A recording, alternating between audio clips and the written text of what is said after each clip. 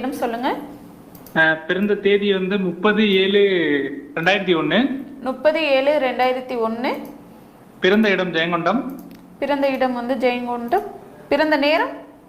பிறந்த நேரம் 4 மதியம். 4 PM.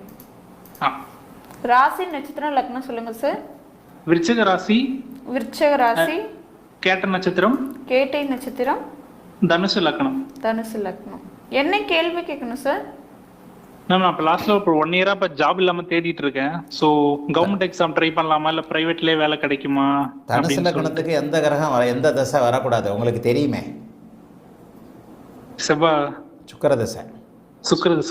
ஓகே. சுக்கிரன் வந்து இங்கே குருவோடு சேர்ந்திருந்தா மட்டும் யோகம். ஆனால் அவர் ராகுவோடு சேர்ந்து இருக்கிறார். ஓகே. சுக்கிரன் 6ஆம் இடத்து பலன்களை தான் செய்வார். சுக்கிரனில் உங்களுக்கு முழுக்க தடை. இதுக்கு முன்னாடி பேசின தம்பிக்கு கான்ஸ்டபிள் வேலை கரெக்டாக கிடைக்கும்னு சொன்னேன். ஓகே. உங்களுக்கு அரசு வேலைக்கு தடை இருக்கு.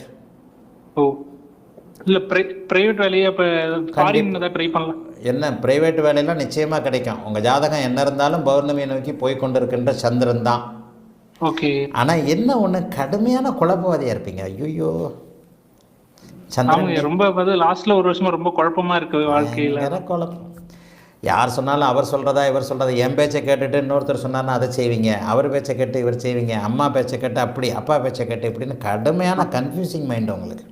ஆமாங்க. அதாவது லாஸ்ட்ல ஒரு வருஷம் வேலை இல்லாமல் இருக்காதான். வேலை எப்போ கிடைக்கும்? அதாவது சந்திரபக்தி சுக்கிரதசையில் தனுசு லக்னக்காரனுக்கு உங்களுக்கு புரியல. நான் வந்து இது மாணவர்களுக்கான நல்ல பாடம். தனுசு லக்னக்காரனுக்கு சுக்கிரதசையில் சந்திரபக்தியும் சந்திரதசையில் சுக்கிரபக்தியும் எது வரவே கூடாதுன்னு சொல்லுவேன். ஓ. அவனை வந்து ரோடு ஆக்கிடும். அது என்னன்னா 6-8 தசாபக்திகள். ஓகே.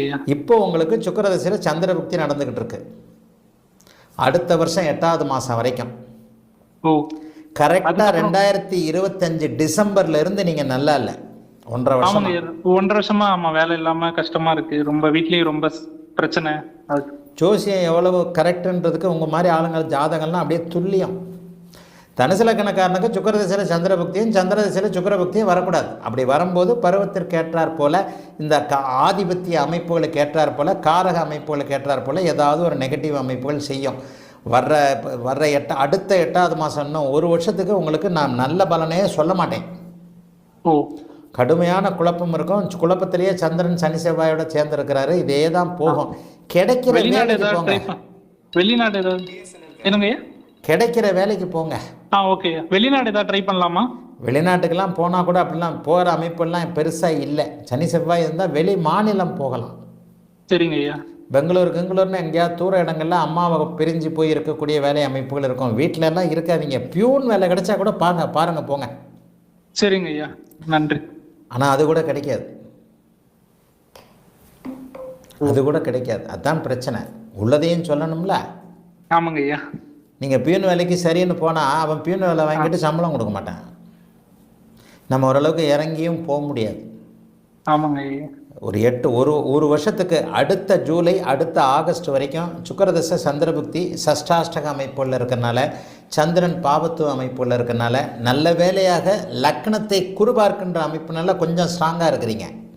ஓகேங்க ஐயா. லக்னத்தில் லக்னாதிபதியும் எங்கேயாவது கெட்டு போயிருந்தாருன்னு வச்சுக்கோங்க, அப்படியே ரோட்டில் கடந்து அழுதுகிட்டு இருப்பீங்க. சைக்கிராசிஸ்ட் ட்ரீட்மெண்ட் பார்க்கக்கூடிய அளவுக்கு மனம் நொந்து போயிருக்கும்.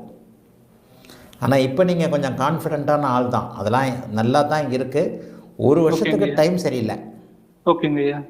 1 வருஷத்துக்கு அப்படியே கிடைக்கிற வேலைக்கு போங்க. இந்த நிலைமை அப்படியே செவ்வாய் பக்தியில் மாறும். சுக்கிரதசை செவ்வாய் பக்தி அதுவும் சஷ்டாஷ்டகமாக இருந்தாலும் ஸ்தான பலத்தோடு இருக்கிறார், ஆட்சி பலத்தோடு இருக்கிறார். ஆகவே அடுத்த வருஷத்தில் இருந்து உங்கள் வாழ்க்கை நல்லாயிருக்கும். 27 வயசு ஆகட்டும். சரியா? ஓகே, வாழ்த்துக்கள். நல்லா இருப்பீங்க. அழைத்ததற்கு